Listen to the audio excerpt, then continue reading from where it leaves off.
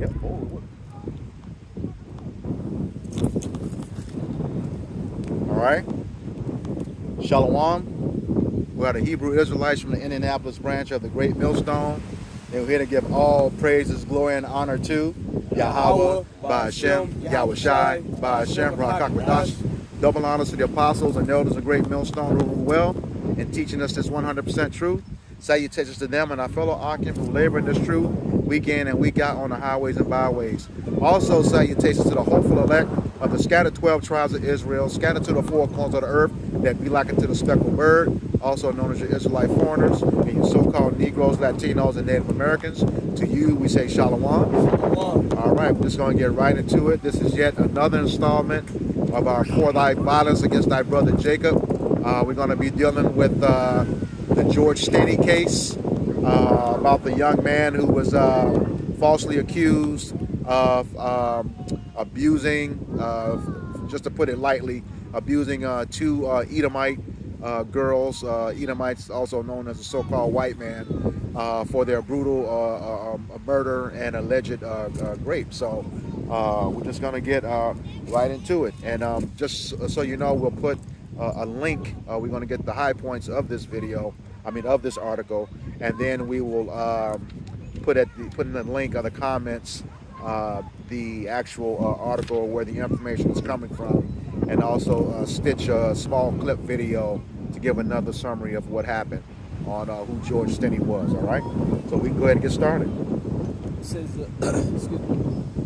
It says George Jr. Stinney Jr., born October 21st, 1929, and died June 16, 1944, was an African-American boy who at the age of 14 was convicted and then executed, and the proceeding later vacated as an unfair trial for the murders of two young white girls in March 1944. Betty June Vinegar, age 11, and Mary Emma Thames, age 8, in his hometown of Alcolu, South Carolina. He was convicted, sentenced to death, and executed by electric chair in June 1944, thus becoming the youngest American with an exact birthday confirmed to be sentenced to death and executed in the 20th century. A re-examination of Stinney's case began in 2004, and several individuals and the Northeastern University School of Law sought a judicial review. Stinney's murder conviction was vacated in 2014, 70 years after he was executed, with the South Carolina court ruling that he had not received a fair trial and was thus wrongfully executed. God. So yeah, he was both wrongfully convicted and executed. And what you're going to see throughout this series For Thy Violence Against Thy Brother Jacob, there is a recurring theme where Jake is always accused of doing something to the so-called a white woman. Okay, and Jake understood the punishment for doing that. Now, they didn't care when they did it to our women, because there was no trouble for it. Okay, but when it came to us, yeah, there was a huge penalty, even with no evidence. All right, but there was never any issue against them. Can somebody get the Wisdom of Solomon 2 and I think 11?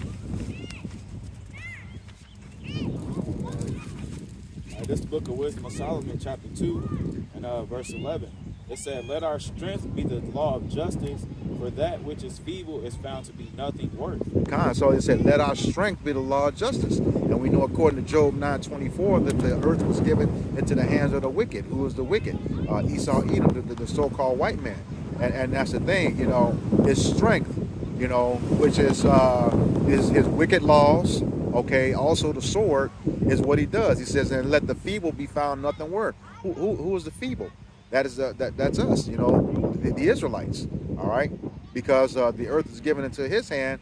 We really, it's hard to come against him. It's hard to come against him because he is the sword of the Lord, according to Psalms 17 and 13. All right, and that's what he does. He uses his laws to keep us convicted and try to get rid of us. Ultimately he wants to kill us. But if he can't do that, he definitely is going to take you out of the function of society with his grievous laws. All right. I appreciate it. Okay. All right, this is the book of Micah, chapter 2, and verse 1.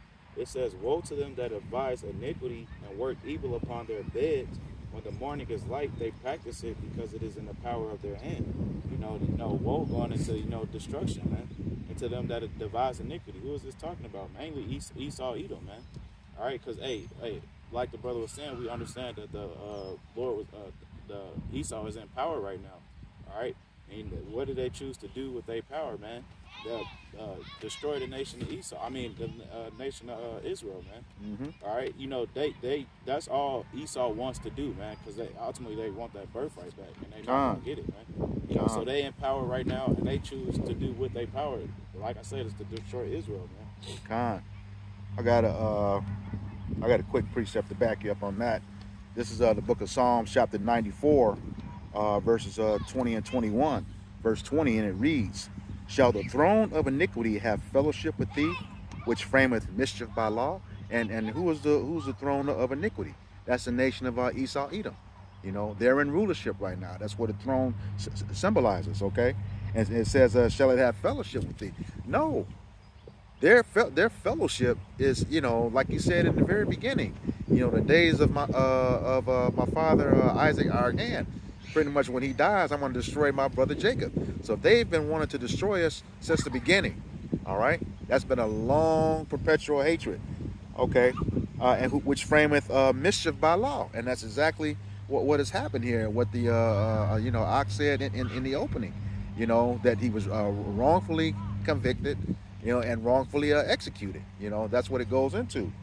Verse 21. And it reads, they gather themselves together against the souls of the righteous and condemn the innocent blood. And that's exactly what happened. From the police that did the investigation, okay, to certain witnesses, even witnesses that was Jake. Even witnesses that was Jake, had him to lie about some stuff. And you'll see that in the article, okay? And what they did was, they came against this 14-year-old kid, who wasn't even tall enough to sit in the electric chair. All right, and that's what they did. They condemned him, with that execution. He was the youngest to die ever, without proper representation. Couldn't see his parents during the whole process. Where there was a fear of lynching. So yeah, this is a whole mess. All right. Go ahead. This is the book of Habakkuk, chapter 1, verse 3. It says, why doest thou showest me iniquity and cause me to behold grievance? So this is Habakkuk, is asking Yahweh Shai, because we're here, we're seeing all the things that's going on from police brutality today, modern days time. God. And then thinking about now the truth that's coming out of what we're actually seeing and what our people had seen and been exposed to, as far as this young man being falsely accused. And he said, going further, he says, why doest thou showeth me iniquity and cause me to behold grievance? So we're watching and being grieved by all the things that we're seeing, present, current, and things that are soon to come future time. Mm-hmm. It says, for spoiling and violence are before me, and there are that rise up strife and contention. So of course everything that's come out of this system that we're seeing especially with the violence against our brother Jacob, has been strife, it's been violence, it's been a lot of contention that comes from these people, which goes into trouble, spoiling, and plundering. God. Last verse, it says, therefore the law is slack, and judgment doeth never go forth. For the wicked doeth compass about the righteous, therefore wrong judgment proceedeth. And so, because we're not in our rightful order, to keeping and upholding the laws, statutes, and commandments of the Heavenly Father, we have been put in a place of being under the foot of our enemy because of our transgressions. And because of that, we're seeing how a wicked ruler rules. He says, because the law is slack, so they're not pushing forth the laws of the Heavenly Father. And of course, we didn't do it, but now we're seeing how even worse it can be. Yep. That says, judgment never go forth, and the wicked doeth compass about the righteous, therefore the wrong judgment proceedeth. So as we're starting to see the wrong judgment has been preceded through this man who the scriptures say that we should never trust. And of course through the prophets, they're being exposed for who they really are. Yep. Yep, that's it. Yep. Mike, got anything else? Yep. Okay. Actually, no. Okay.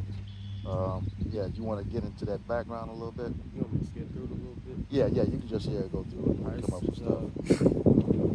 It says on March 23rd, 1944, the bodies of Betty June Binneker, born December 9th, 1932, and Mary Emma Thames, born March 14th, 1937, were found in a ditch on the African American side of Alcolu after the girls failed to return home the night before. Stinney's father assisted in the search. The girls had been beaten with a weapon variously reported as a piece of blunt metal or a railroad spike. Binneker and Thames both suffered severe blunt force trauma resulting in penetration of both girls' skulls.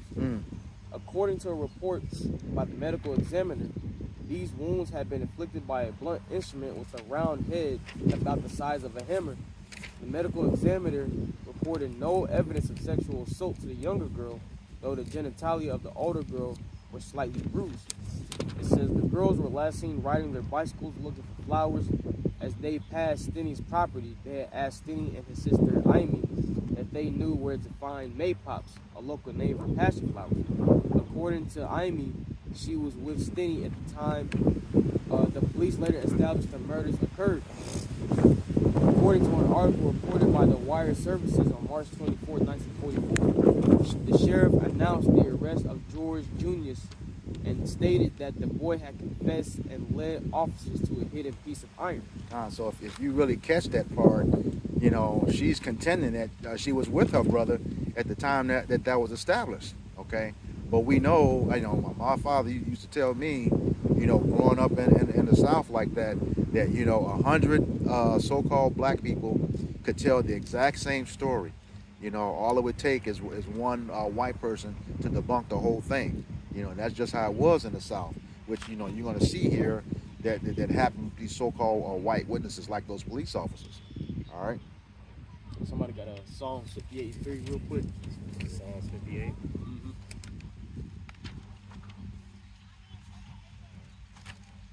It's the book of Psalms, chapter 58, verse 3. 58, verse 3 says, "The wicked are estranged from the womb. They go astray as soon as they be born, speaking lies." So also, we know the wicked, according to scriptures, who Esau, Edom, the so-called white man, pursuant to the book of Malachi 1:4. That says the wicked are estranged from the womb, meaning ultimately they are already a strange nation. All right, from the minute they be born, they are a nation that are not nigh unto Yahweh Bashmi Hashai. Right, it says as soon as they be born, they go astray, speaking lies. So from the beginning, man. Okay, this devil, Esau, Edom, so-called white man, has been full of nothing but lies, man. Truth does not dwell within this devil, man. Nope. And we see this example, man. They just straight up lied on the boy, saying that he led them to the iron, or this, that, and the third, that he confessed and things of that nature. Right, when ultimately it was found out that he was not guilty of those things, man. But ultimately it goes back to the perpetual hatred between Jacob and Esau, that enmity between Jacob and Esau.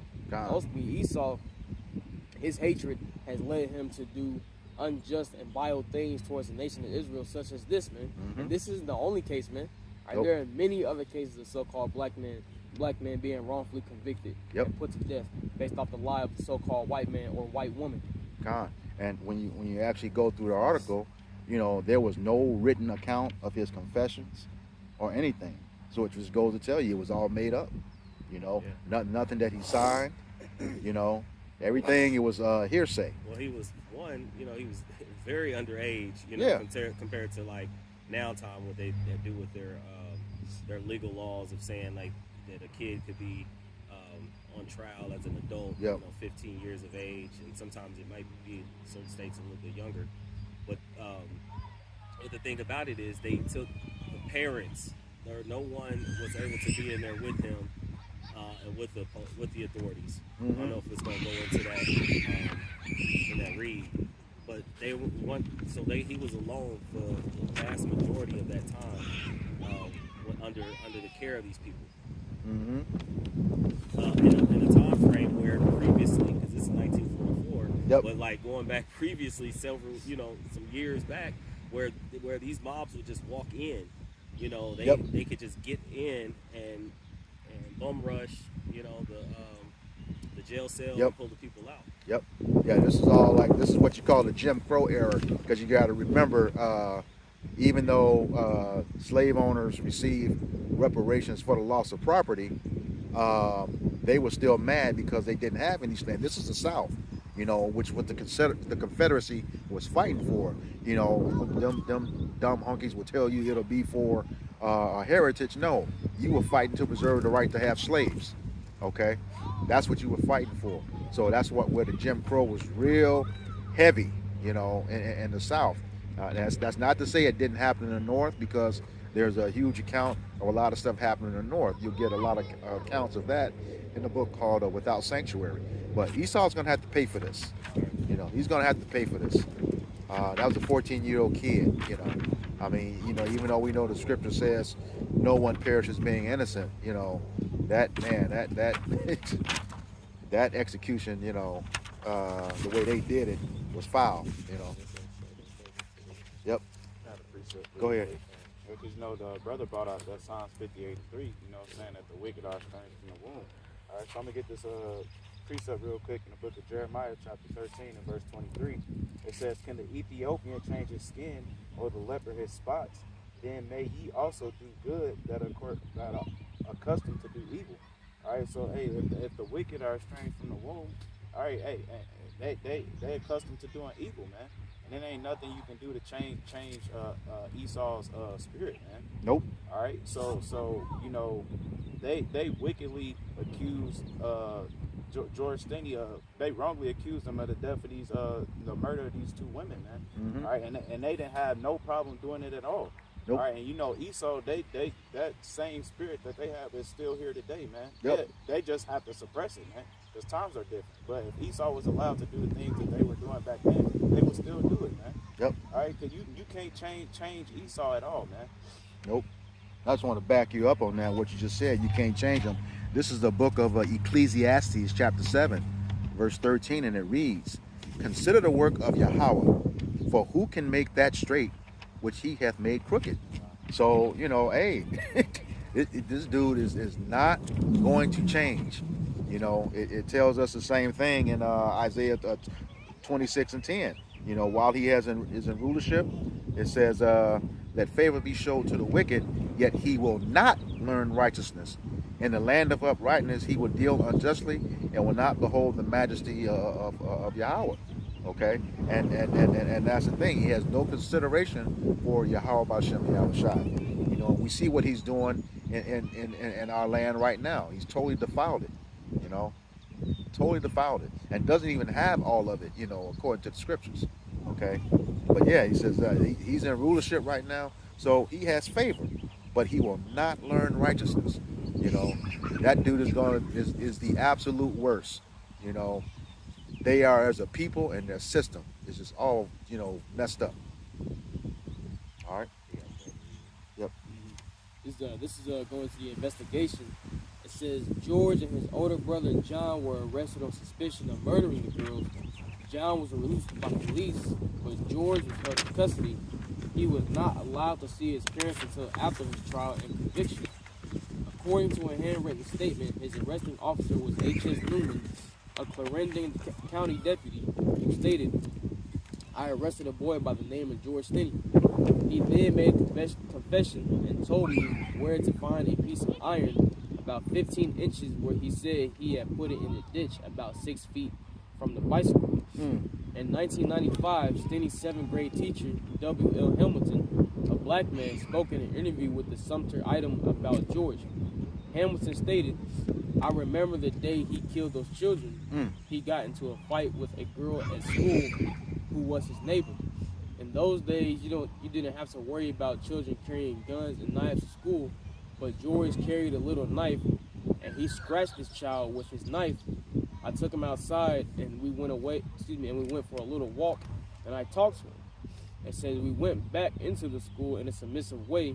He begged for the child's pardon, Stinney's sister, Amy Ruffner, denied those allegations and contacted Hamilton after it was published. So, hey, this seventh grade teacher they talked about, it sound like a foot tapping Uncle Tom coon, man. Yeah. You know, and lying on his own. Hey. Hey, this ain't the first time, man, because throughout history and time in general, amongst the nation of Israel, there has always been sellouts, man. There has always been those who've been willing to bow down and tap their feet hard for the heathens, man, beginning with the so-called white man Esau Edom, man. So, hey, this ain't nothing new, man. Mm-hmm. Yeah, what's that? Zechariah 11:5. Let me grab that. You got it? Okay.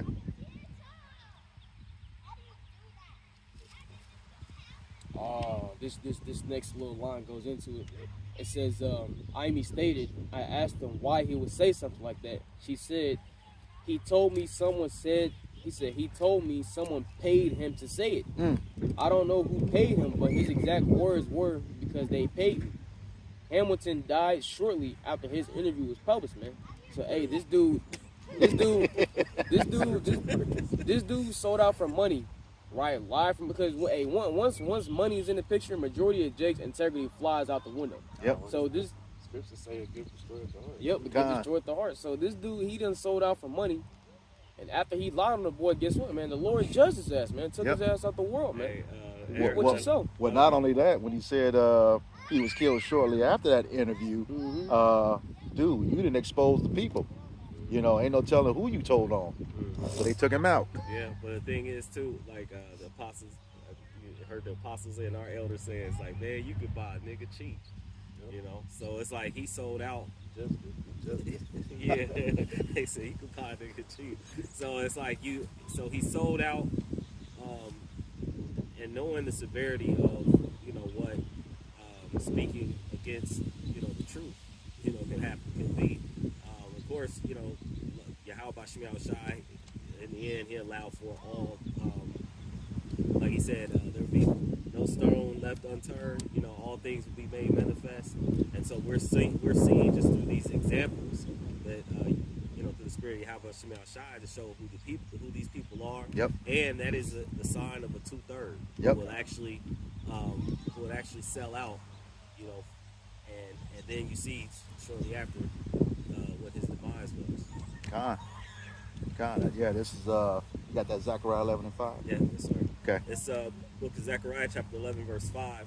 It says, whose possessors slay them and hold themselves not guilty, and they that sell them say, blessed be the Lord, for I am rich, and their own shepherds pity them not.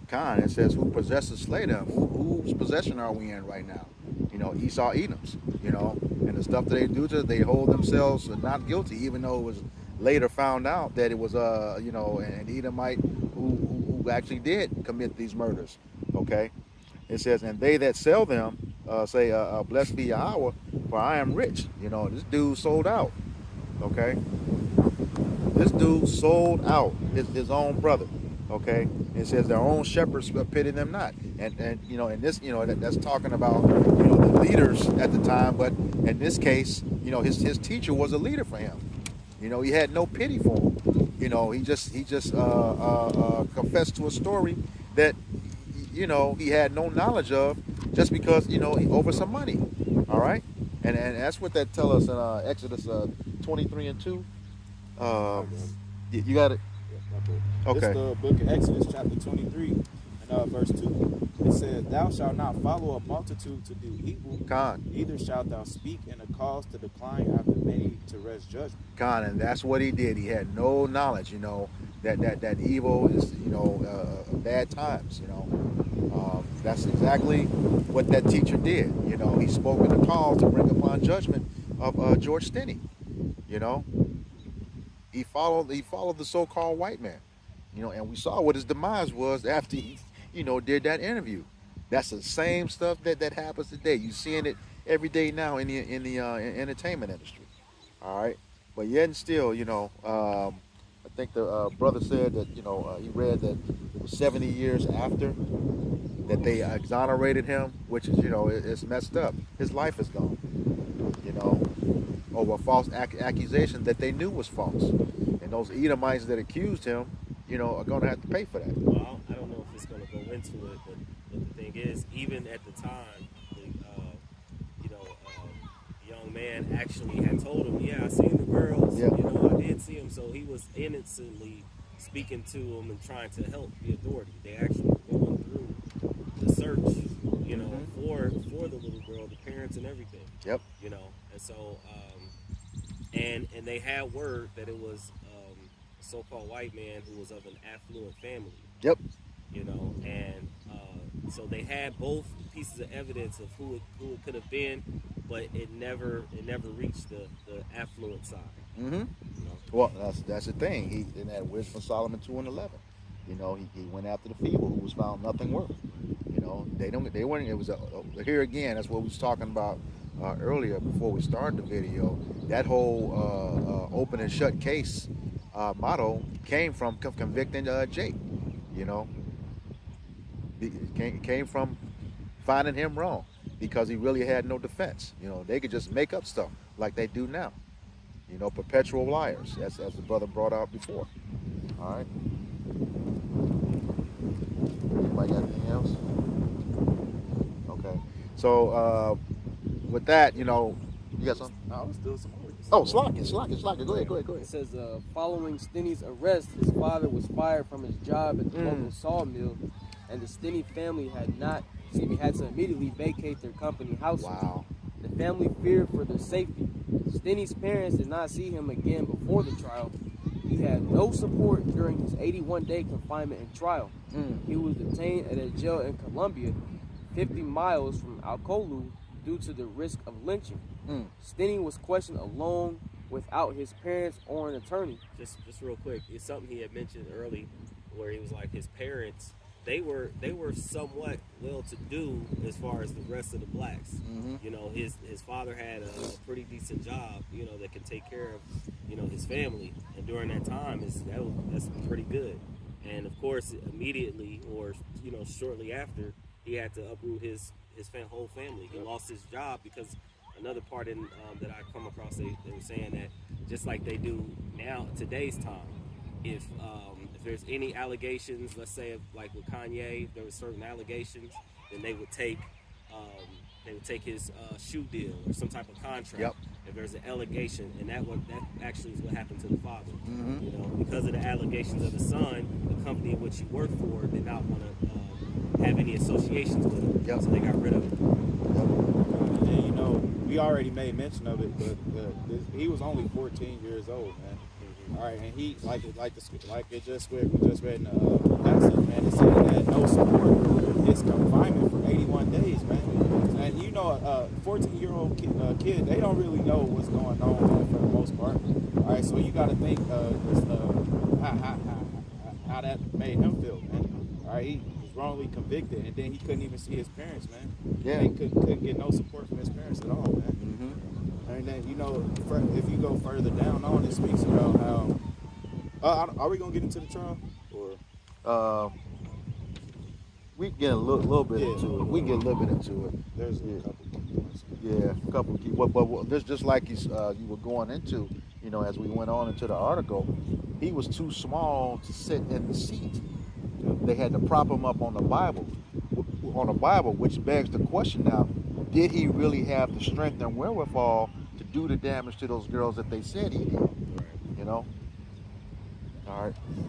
So yeah, if you want to go in. Two girls. Con. There's just a couple key points I wanted to hit, during this trial or whatever. Okay. All right. So they said during his trial or whatever, Stinney's counsel did not call any witness, did not cross-examine witnesses, and offer little or no defense during the trial. All right, so he didn't have no support from his family. They wasn't allowed to, and as well as during his counsel during the court, man. So they already knew what they wanted to do to Stinney, man.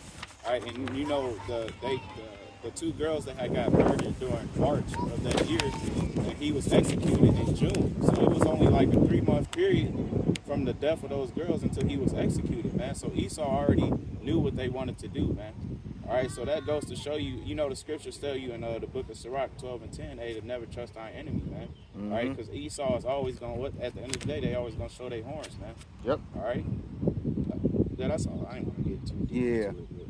But what you bring up actually is the first two verses. You brought out Psalms 53, 58 and 3 earlier. You go into verses 1 and 2. Psalms 58. All right. Verse 1. And it reads, Do ye indeed speak righteousness, O congregation? Do ye judge uprightly, O ye sons of men? Verse 2. Yea, in heart we work wickedness. Ye weigh the violence of your hands in the earth. I want to get that in the NLT just to clear that up. It says, justice. Do you rulers know the meaning of the word? Do you judge people fairly? All right. No, you plot injustice in your hearts. You spread violence throughout the land. So that's pretty much straightforward with what they did. All right. Yep. So yeah, we Esau's got to pay for this, and as we bring out in the scriptures all the time, Amos 1:11, for that perpetual hatred, he would not turn away the punishment thereof, because you have you cast off all pity for us. We're roughly paraphrasing, Revelations 13 and 10. He who led into captivity shall go into captivity. He that killed with the sword must be killed with the sword. This is the patience and the faith of the saints. All right, and then what's the other one? Colossians 3 and 25. He that doeth wrong must receive for the wrong which he had done, and there's no respect of persons. Okay, so you got it coming.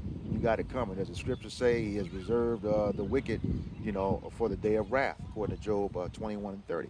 All right. So yeah, anybody got anything else? All right, so with that, we hope this lesson was edifying for the elect body of the nation of Israel. Once again, we're going to give all praises, glory, and honor to Yahweh, Ba'ashem, Yahushai, Ba'ashem, Rakakadash. Double honors to the apostles and elders of Great Millstone who rule well and teaching us this 100% truth. Salutations to them and our fellow Akim who labor in this truth week in and week out on the highways and byways. Also, salutations to the hopeful elect of the scattered 12 tribes of Israel, scattered to the four corners of the earth that be like to the speckled bird, also known as your Israelite foreigners. To you, we say Shalom. Shalom. Kwam Yasharallah. Kwam Yasharallah.